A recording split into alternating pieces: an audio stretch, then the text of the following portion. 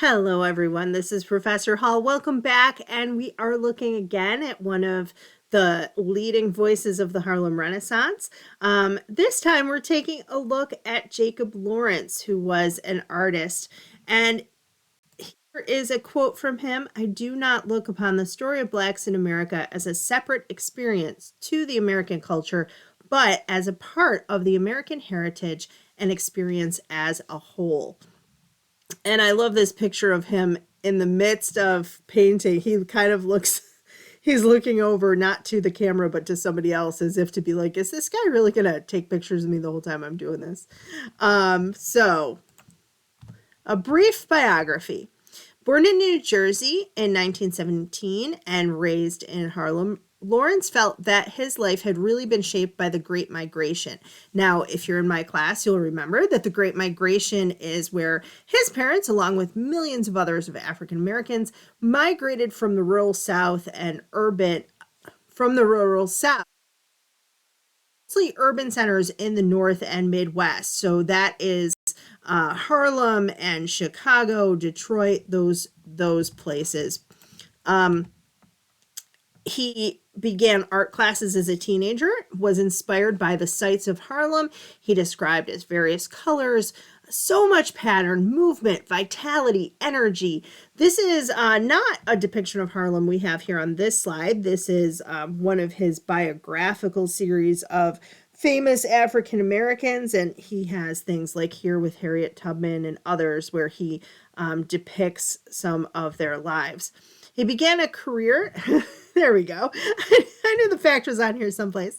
He began a career really painting these historical Black figures and became then well known for his migration series because of that Great Migration, and we'll see a depiction of that in a few minutes here. He was the first African American artist featured in New York's Museum of Modern Art. You might have heard of that more by its acronym, the MoMA. So really modern art using some inspiration from folk art, but also inspired by people who would have been working a little bit before and also during that time, like Picasso with strong Matisse, Cezanne, that kind of thing. Strong colors, interesting shapes that depict movement in kind of a new way. A lot of the artists of this time period, you know, the Lost Generation and the Harlem Renaissance, they're interested in experimentation. And so prior to this, you have things like realism and the Impressionists and things like that, but they want to do things in a new and different way that evokes emotion as well. So it's not just a pretty piece to look at, but also it's trying to make you kind of feel something. In the 1950s and 60s, so after the height of the Harlem Renaissance is over by that point, but we're in the middle of the civil rights movement, and Lawrence continued to paint, depicting scenes that were artistic responses to racial unrest and to the call for civil rights. So here, if I can zoom in, there we go. This is two rebels depicted here. You can see the crowd of faces here. You can see the police officers here, and it looks like the two rebels that they are possibly dragging off, likely during a protest, right? But I love I really love the colors and the contrast and the way sometimes the police blend into the crowd, kind of showing, how the crowd felt about it. It's hard to see where some limbs end and others begin, but you do get that sense of movement, and the colors are so striking. His later works through the 70s and 80s took inspiration from Black artists, craftsmen, and builders, and we'll see an example of that in a moment as well. I think it's really interesting that he begins to get interested in architecture and other people who are creators like he's a creator. He was also an American artist to be represented by a New York commercial gallery. So the Downtown Gallery in New York exhibited his 1941 to 1953. This is at a time when a lot of the hotels in the same area would not allow him or other people of color entrance, right, into their hotel. So really, really early on, he is able to to do that, and again, breaking color barriers and exhibiting his work. He really had a dramatic impact on other artistic generations. He spent a lot of time in Nigeria as an exhibitor, but also as an educator, which you will find is a theme through a lot of the people that we're going to be showing, that not only did they do amazing things, but that they really wanted to inspire and mentor others to do the same. So he's part of the Mbari art movement and really influenced people there. He died later on after a long illness in around the year 2000, or in the year 2000, sorry. So let's take a look at some of his pieces. This is one of the pieces depicting the Great Migration. You can see everybody with their suitcases there, even the children. And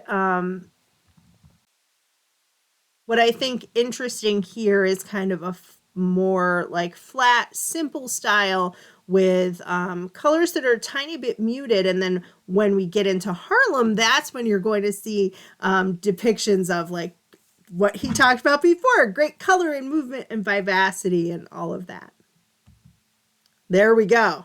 And if you're in my class, you probably recognize this because it's on our course homepage, right?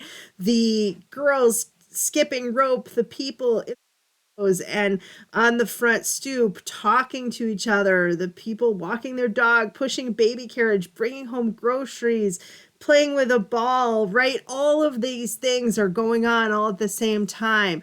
And I love when you get in here, you can really see some detail, right, of the bed with the cross on the wall. And then over here we have what looks like, I can't tell quite what that is. Here we have what looks like maybe two people on the stoop, and there's a third person. So here we've got people maybe dancing. It looks like maybe a bird up in that window, but it's not. It's because it's pixelating a bit here. It's kind of hard to tell. But yeah, the different shapes, the different shapes and colors, and showing the movement and just where the shadows are placed. I think it's really, really great painting. Here's another one of Harlem. Again, this flat, almost folk art kind of style.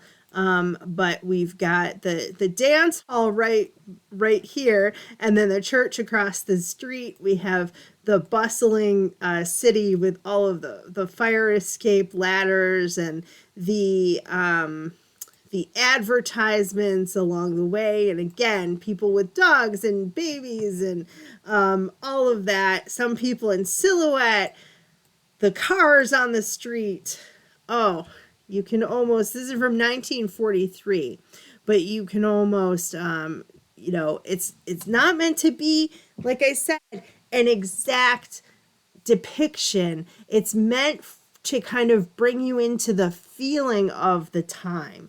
And the funeral home, the dance hall, the bar, and the church all right together.